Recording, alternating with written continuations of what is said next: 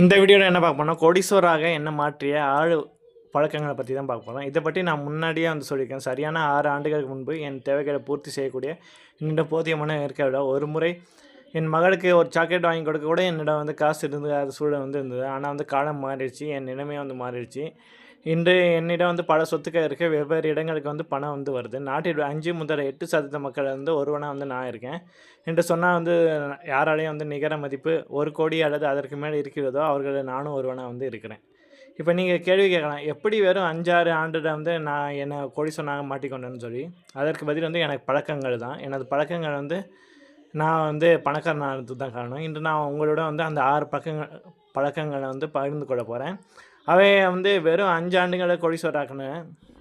யாராவது இந்த பழக்கத்தை பின்பற்றினா அவங்க நிச்சயமாக கோடீஸ்வரன் ஆக முடியும் என்பது நான் முழுமையாக நம்புகிறேன். ஆனால் முன்னதாக உன்னை சொல்லிக்க விரும்புகிறேன். இந்த வீடியோட எனது சொந்த அனுபவம் மற்றும் தனிப்பட்ட விஷயங்கள் இருக்குது. அதை ஒருபோது உங்களை எரிச்சலோட செய்யலாம். இல்லாட்டி இது வெறும் பொய் கதை அப்படின்னு சொல்லி கூட இருக்கலாம். இது பிடிச்சிருந்தா நீங்கள் பாருங்கள். இல்லாட்டி இந்த வீடியோ எடுத்துகிட்டு வேறு வீடியோ பார்க்க போகலாம். அதாவது கண் விழிச்சோடனே படுக்கையிலேருந்து விட்டு எடுவது. அந்த பழக்கத்தை முதலாவது விழிச்சோட படுக்கையை விட்டு வெளியேறுவது. போராட்டமான நாட்களிலிருந்து இன்று வரை என்னால் இந்த பழக்கத்தை மாற்றவும் மறக்கவும் முடியலை. நான் விழித்த உடனே படுக்கையிலேருந்து எழுந்து விடுவேன். இப்போது விழித்த உடனே எழுந்து கணினி முன் அமர்ந்து விடுவேன். இதில் ஒன்றும் ராக்கெட் சயின்ஸ்லாம் இல்லை. இது ஒரு எளிமையான விஷயம்தான். நீங்கள் விழித்த பிறகு படுக்கையில் படுத்து கொண்டிருந்தால் நீங்கள் உங்கள் நேரத்தை வீணடித்துகிறேன் என்று அர்த்தம். நேரத்தை வீணடிப்பாக எந்த சூழ்நிலையிலும் பணக்காராக முடியாது. நீங்கள் காலை 6 மணிக்கு விழிக்கிறீர்கள் அல்லது 9 மணிக்கு விழிக்கிறதா முக்கியமில்லை. நீங்கள் 9 மணிக்கு விழித்தாலும் 9 மணினா 9 மணிக்கு படுக்கையை விட்டு எழுந்து விட வேண்டும். இவ்வாறு நீங்கள் ஒரு நிமிடம் கூட வீணாக்க மாட்டீர்கள். இந்த பழக்கம் நீண்ட காலத்திலே உங்கள் நிச்சயமாக பணக்காராகும். தினசரி வருமான இலக்கை நிர்ணயித்தல். 2வது பழக்கம் என்னென்னா, ஒவ்வொரு நாளும் வருமான இலக்கையை உருவாக்குது. நான் வேலைக்கு விட்டு சொந்த தொழிலை தொடங்கி ஆரம்பித்த நாள் எனக்கு வருமானமே இல்லை. என் வீட்டை நடத்த, மகளின் பள்ளி செலவு மற்றும் பிற அத்தியாவசிய தேவைகளுக்கு ஒரு நாளைக்கு குறைந்தபட்சம் 483 ரூபா தேவைப்பட்டது. அது மட்டும் நான் கடன்களையும் அடைக்க வேண்டியிருந்தது. எனவே நான் ஒரு நாளைக்கு 480 ரூபா சம்பாதிக்கிற வரை உணவை விடுங்க, தண்ணீர் கூட குடிக்க மாட்டேன். ஏன் எனக்கு நானே ஒரு இலக்கை நிர்ணயிச்சிட்டேன். நான் தினமும் காலை 7 மணிக்கு அமர்வேன்.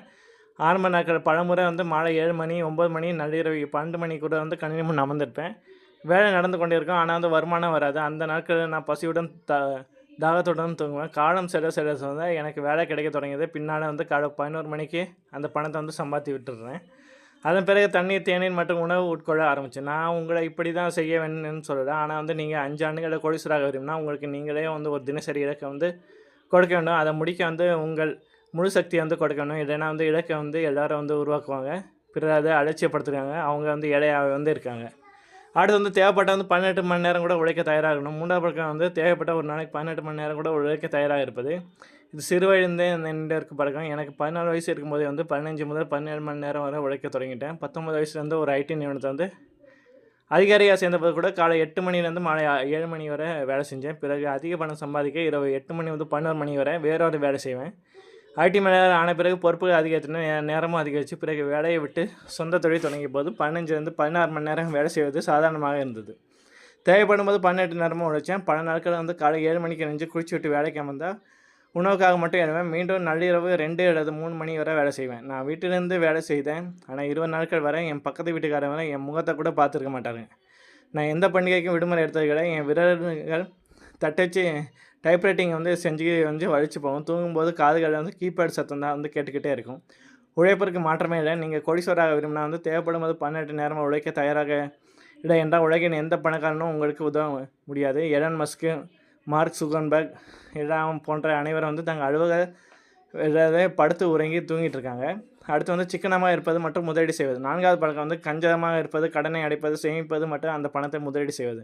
நான் சிக்கனம் மற்றும் சேமிப்பை பற்றி பேசும்போது பலர் என்னை கஞ்சன் என்று கேலி செய்கிறார்கள். ஆனால் நான் அதை அவமானமாக கருத விட அதை ஒரு கிரீடமாகவே கருதுகிறேன். நான் எப்போது கஞ்சனாக மாறினோ அப்போது இருந்து தான் என்னிடம் பணம் சேர தொடங்கியது.